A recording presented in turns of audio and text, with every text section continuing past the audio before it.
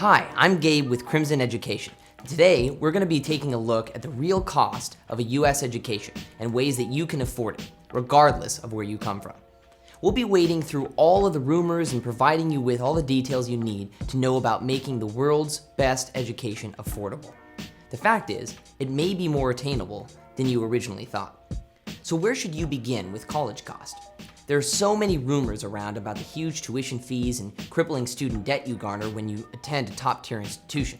The fact is, going to college in the United States is expensive on average, but there are a lot of options for financial aid and scholarships that you may not yet have heard about. At places like Harvard, 70% of students receive some form of financial aid.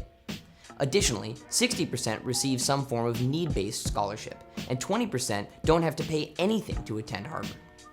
In cases where universities have lots of money and are relatively generous with aid, like Harvard, it can actually be more affordable to study abroad in the US than to stay at home. It takes a combination of strategy and luck to attain that sort of aid. But before we get into ways to alleviate some college expenses, let's take a look at some of the costs at top-tier US colleges: tuition, living expenses, and all. In the US, there are four major types of universities: Ivy League universities, private research universities, liberal arts colleges, and public universities. The fees at each type will vary, even within each category. So let's take a look at the full fee-paying prices at some of the top US colleges. At Columbia, the cost of attendance per year is approximately $79,000 without financial aid. Now, a big leap over the other side of the country, and you have one of the world's biggest and best public universities, UC Berkeley. If you can get in there, the total cost of attendance is about $34,000 US, which is still steep, but no more expensive than full fee-paying tuition in countries like Australia or New Zealand. Then there's other Ivy League schools like Harvard, Yale, and Princeton. The average cost of attendance between them is about $67,000. When you combine these tuition fees with the cost of living, you can expect the cost of going to college in the US to increase by about $10,000 to $20,000 per year. But remember, these are just the costs without any financial aid or scholarships, and there are a number of ways to alleviate these costs. Often, students and their families aren't expected to contribute the full amount unless they can actually afford it. US universities offer a number of options to help make education more affordable for students. One of those options is financial aid. Financial aid can factor into your college application based on how a school approaches providing the aid, and there are two possible approaches in the US college system: need blind and need aware. So what does that actually mean? If a school is need blind, it means it does not take your financial situation into account when considering your application. While it does not fully guarantee full financial support, it means they can't knock you back because you can't afford to pay. There are only 5 US universities that are need blind for international students: Harvard, Yale, Princeton, Amherst, and MIT. Now on to the next topic, need aware. If a school is need aware, it means it will take your financial situation into account when considering your application. All US schools, apart from the 5 mentioned before, are need aware for international students. That means that your financial need may directly impact your college application. A number of colleges in the US guarantee that they will provide what's called full need if you are admitted. Regardless of need blind or need aware, these colleges will ensure your financial needs are met in order for you to enroll, as long as you're admitted. A school can be full need and need aware at the same time, which will present you with a dilemma. They can knock your application back if they don't think they can afford to admit you. The ideal school is full need and need blind, so they can't judge your application based on your financial needs, but they'll make sure you can afford to go there if they admit you. However, as I mentioned earlier, there are only 5 colleges in the US that offer need blind admissions for international students: Harvard, Yale, Princeton, Amherst, and MIT. US colleges determine your financial aid using a method called Expected Family Contribution, or EFC. EFC is basically a scaling of the total value of aid offered in relation to your family's assets and wealth. So essentially, the more your family earns, the more you pay. And conversely, of course, the less your family earns, the less you pay. The basic principle of determining an EFC is to make education more accessible for those who come from lower socioeconomic backgrounds. Acquiring financial aid can be difficult, not just because some schools are stingy, but also because you have to fill in lots of forms when applying to college. Unless you don't wish to apply for financial aid at all, in addition to the standard college application forms like the Common Application, you need to make sure you fill in a free application for federal student aid, or FAFSA form. So the FAFSA forms are used to rank your EFC on a numerical scale.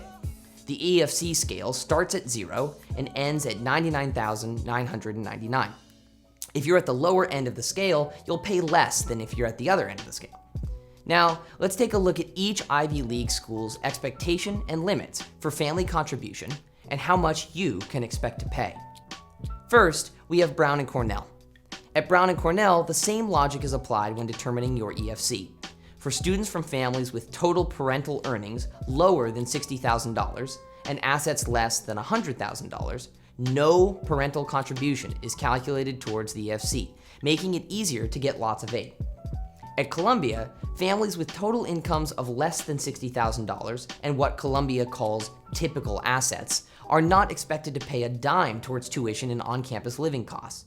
So if your family's calculated total income falls somewhere between $60,000 and $100,000, Columbia offers a reduced parental contribution. And anything above that, unfortunately, you'll expect to start forking out some serious cash.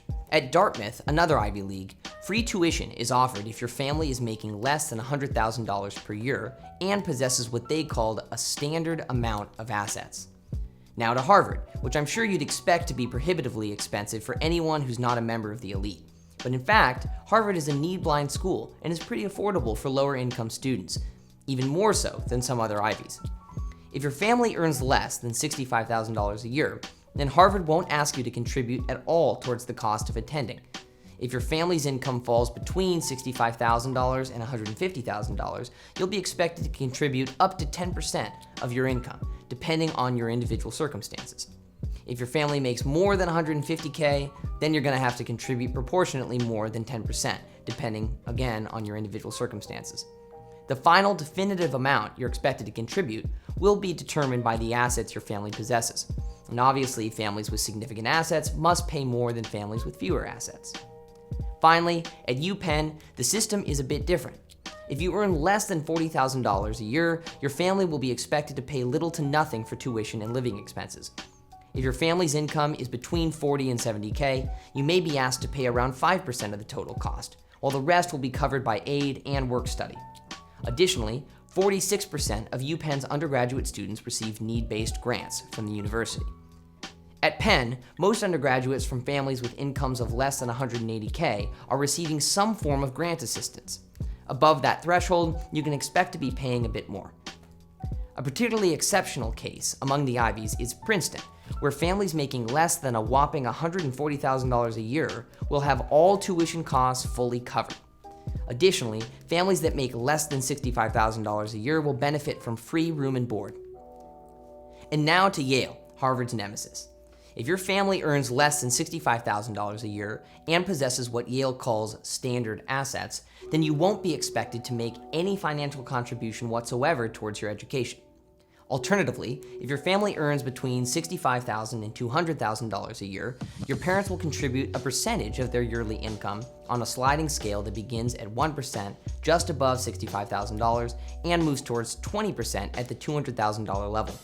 So you can see, there are ways to bring the crazy cost of U.S. college down, way down, sometimes right down to zero if you demonstrate that level of need and receive an offer of admission to a school that offers aid at that level. The way these schools operate isn't all that different from a government-supported, fee-paying structure, such as the Commonwealth-supported places in Australia. Instead of the government, we have the universities themselves reaching into their deep pockets to make their fees affordable for students based on circumstance. The second option to help curb expensive U.S. college tuition fees are scholarships offered by the colleges, the U.S. government, and outside or independent groups. Scholarships may be merit-based, need-based, or based on circumstance at colleges. Characteristics like background, ethnicity, country of birth, and many others can have an impact.